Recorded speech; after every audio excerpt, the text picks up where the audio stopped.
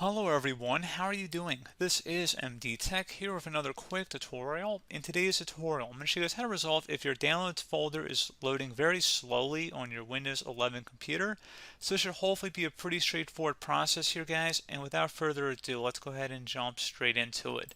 So you want to start by opening up File Explorer. So whether you have to search for it or you can just open up the taskbar shortcut, whatever works better for you. And you want to navigate to the downloads folder, so it should be right underneath your quick access here, or you might have to go navigate to it, but we see it's right here under our quick access menu. So we're going to go right click on it and we're going to select properties.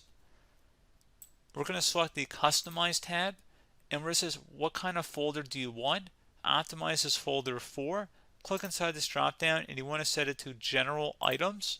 Select apply and OK, and once you're done with that, you should be good to go. So pretty straightforward process, guys. Do hope I was able to help you out, and I do look forward to catching you all in the next tutorial. Goodbye.